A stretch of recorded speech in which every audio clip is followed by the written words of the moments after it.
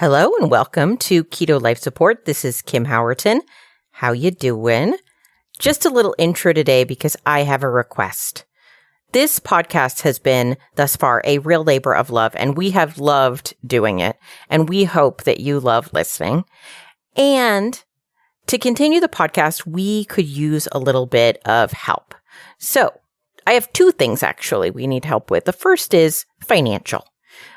If you get benefit from this podcast and you'd like to contribute $1 or $2 a month or more, there is a way to do that. If you go to ketolifesupport.com, there will be a Patreon link to my Patreon page, The Ketonist, where you can just give us a little tip, or you can sign up for a larger amount where you get benefit back beyond just knowing that you're a good person. And you're a good person whether you give us money or not, I promise. But if you want to keep the wheels on this particular bus, we'd love it if you could go and do that. And the second request is non-financial, which is if there's a topic you'd like to hear us talk about, whether that is from me or Ken Berry or Nisha Berry, who is coming back, by the way. Baby Barry can't talk yet, so he will not be guest starring, but maybe in the future. And, or Carrie Brown, or maybe there's somebody you'd like to hear us talk to, that's not in that list thus far. If you have topics that you want us to address on this show, tell us about it. You can do that. The best place to do it is actually on our Facebook page. Yes, we have a Facebook page. We actually have a Facebook group. It's a group, not a page. Sorry.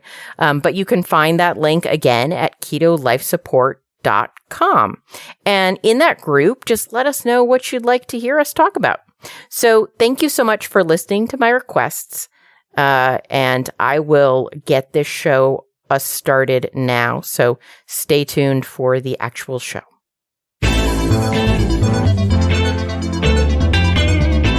Hi, welcome to Keto Life Support, where we make your keto life sustainable, fun, and low stress. I'm Kim Howerton from theketonist.com, and I'll be coming to you weekly with some of my keto besties to bring you the practical, real-world keto advice that you need. Quick disclaimer, I am not a doctor, and even if we have a doctor in the house, he or she is not your doctor, and nothing on this show should be taken as medical advice. Always check with a trusted medical professional about your personal medical concerns. Hello, this is Kim Howerton, and this is Keto Life Support. And today is a mindset day. It's all about the coaching. So let's dive in. So I recently talked to a woman who was thinking about joining a coaching program that I was starting. And in this coaching program, you track macros for part of it. And she said, do I really need to track macros? Because I don't really love to do that. And I very honestly, so her question was, should I do the program or not do the program? Because the idea of tracking macros upsets me. And I honestly said back to her, which one bothers you more? Staying where you are or tracking macros? Because often in the pursuit of our goals, we have to weigh the costs and benefits of any activity, right? And I'm not saying that tracking macros is the only way that she might have approached her goals, right? But it was an option presented to her to make a change. And I think along the road on the journey to reaching a goal, her goal was fat loss. There might be multiple paths, but if we spend all our time at the crossroads, not stepping forward, we're still not going to get there. Even if there are multiple paths, we still have to pick one. So it led me to really think about this way that a lot of us live in the spin cycle, right? We've maybe had some success in an area. We got to a certain place. For whatever reason, expending more effort than we're currently expending feels arduous, right? Feels like it's just far too much.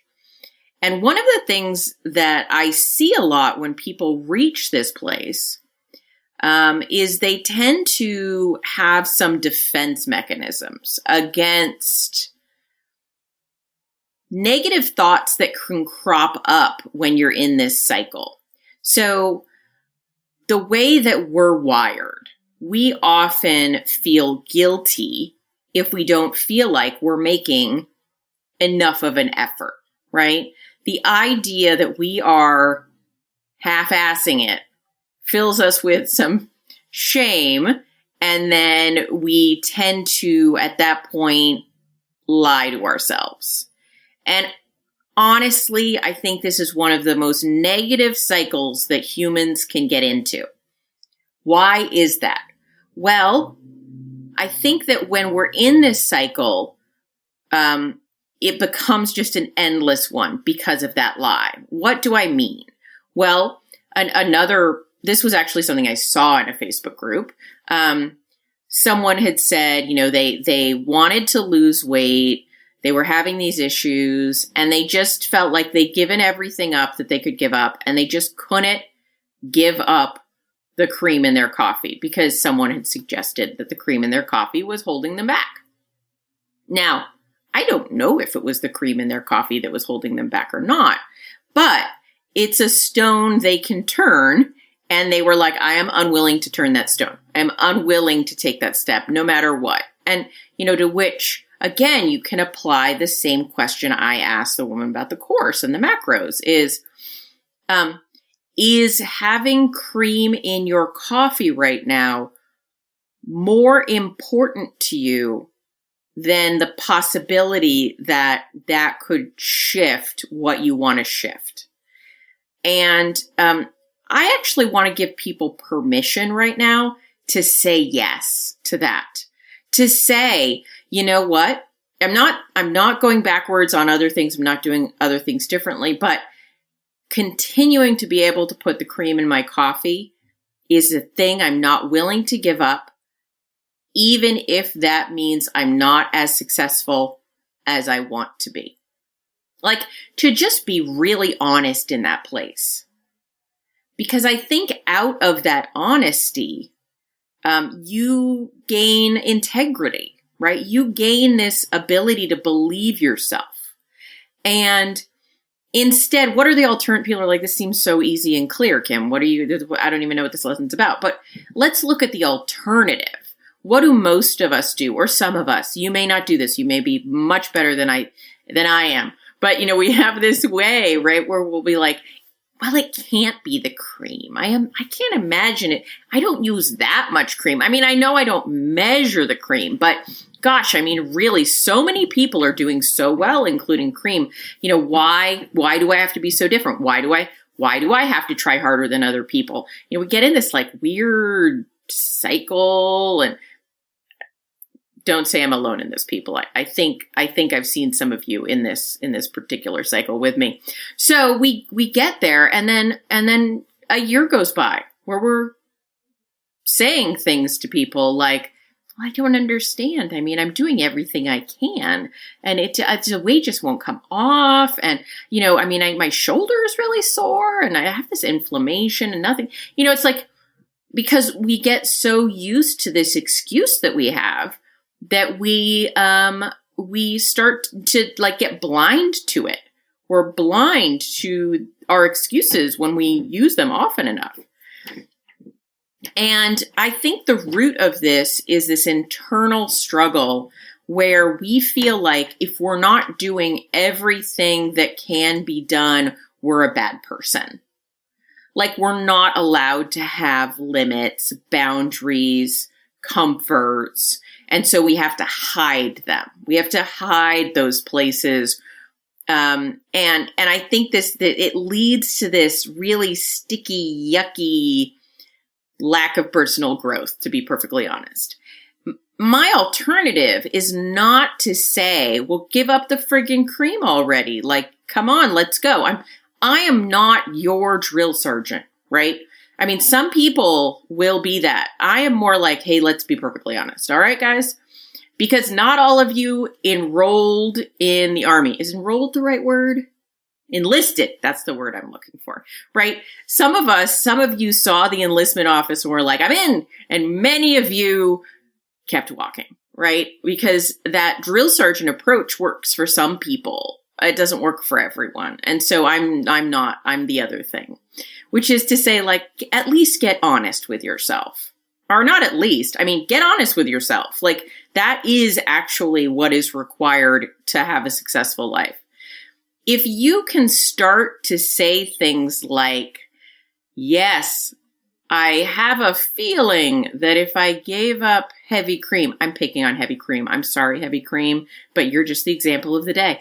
If I gave up heavy cream, I have a suspicion I would see increased fat loss or less inflammation, or my stuffy nose would go away, or whatever it is, right?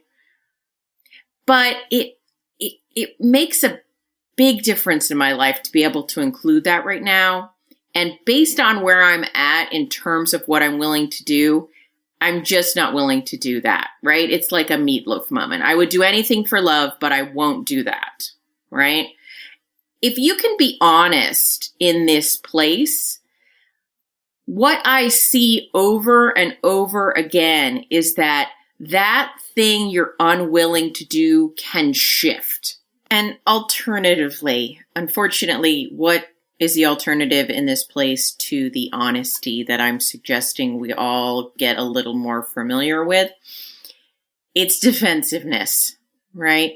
Again, that place in us that feels like if we aren't 100%, then we're failing. So, in response to this comment about, not wanting to give up cream, somebody said, well, maybe you're just not willing to do what it takes. And that person got very angry in response. And while I'll admit the way that was phrased is triggering, hence the person who was triggered, if you're being truly honest with yourself, you might say, yeah, there are things I am unwilling to do. And if that is what's standing between me and what it takes, then that is an honest statement. And I think we have trouble with that. Myself included. I'm not saying I'm better at this than you. I'm simply good at recognizing it, though sometimes after the fact. Right? So in those places where we put ourselves down and we think badly of ourselves, I think it becomes kind of a black hole and a place where we lose energy and we waste energy that could be so much better spent. And so in these places where we say, you know what, that just doesn't feel, I don't want to do that. I really don't want to do that. I think the thing to do is to sit down, spend some time with yourself. If you're like a paper and pen person, take those out and say, like, what is it that I want and what am I doing or not doing that is standing in my way? What am I willing to address and what am I not willing to address at this time? And through that process, if you undertake that process on a regular basis, you can actually chip away at your goal.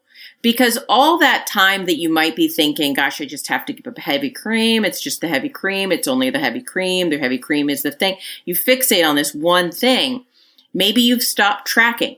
Maybe you've started to let the carbs creep in. Maybe a bunch of things are going a little bit wonky. And if you got really honest with yourself about the big picture of what success looks like for you, which is not what success looks like for anyone else, right? And sometimes we have competing needs. I'll give you an example.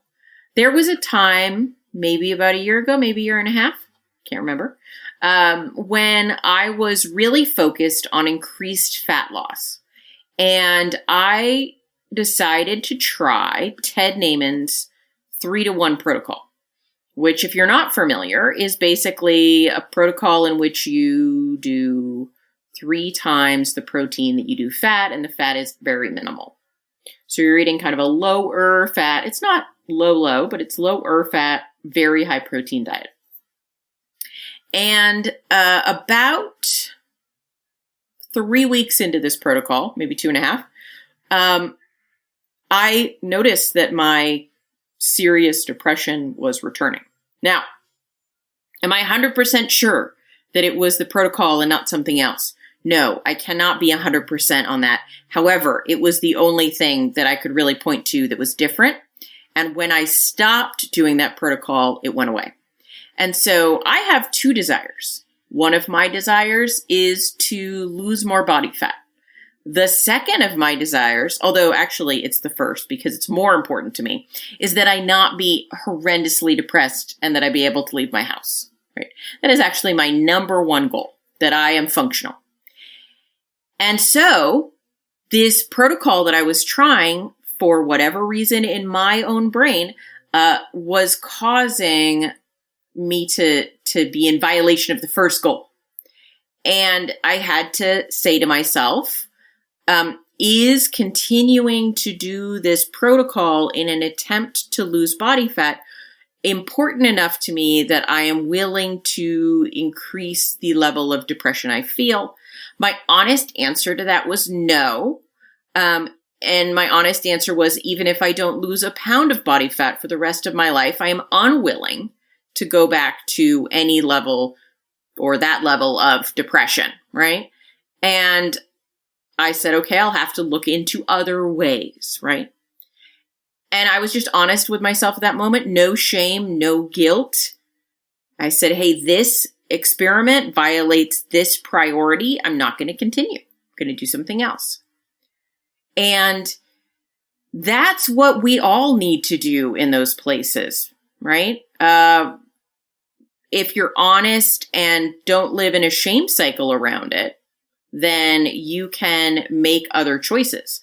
Now, in that moment, did I say, well, I'm just, there's no option but that one, and so I'm never going to try anything to lose fat again? No. I was like, look, there are alternative ways to approach this, and I'm going to work on some of those alternative ways, right?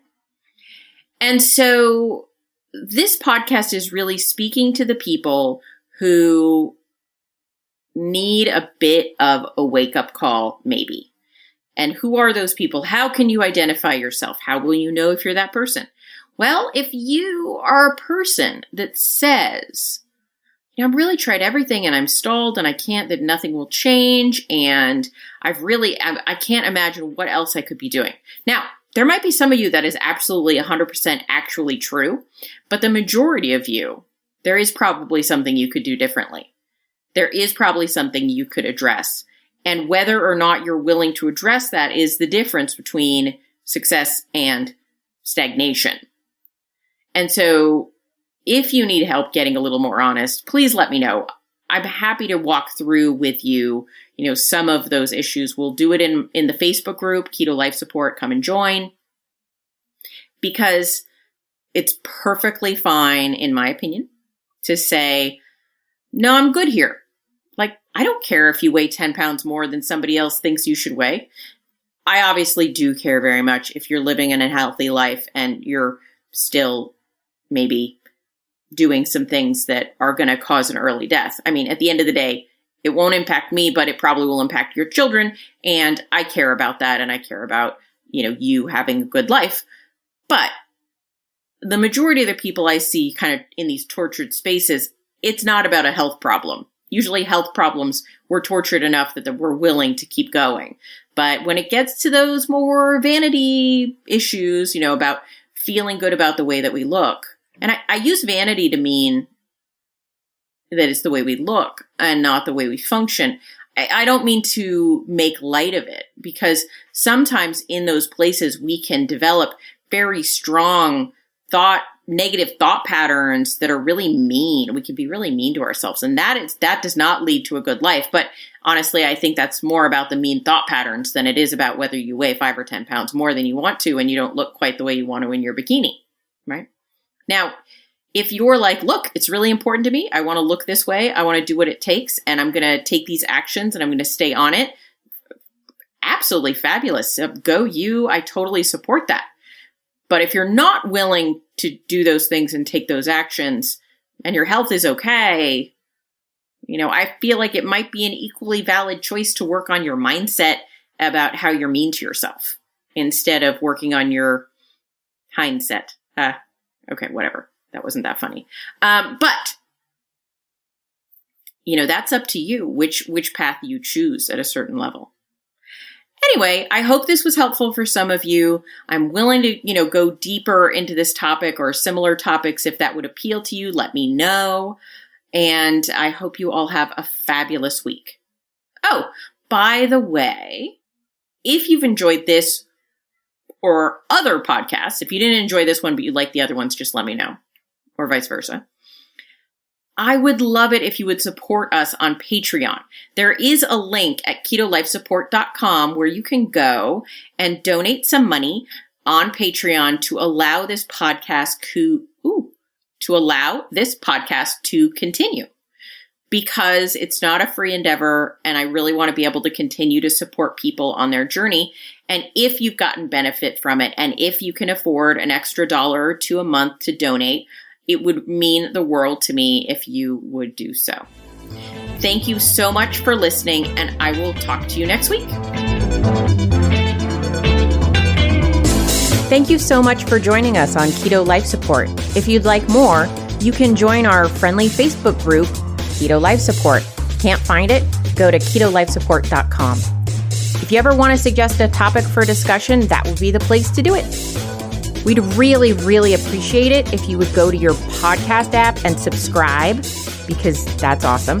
And what would be super awesome is if you'd be so kind as to write a review for us. Though we would love it if that review was awesome, just writing a review is all we ask. So have a fabulous keto week, and we'll see you next time.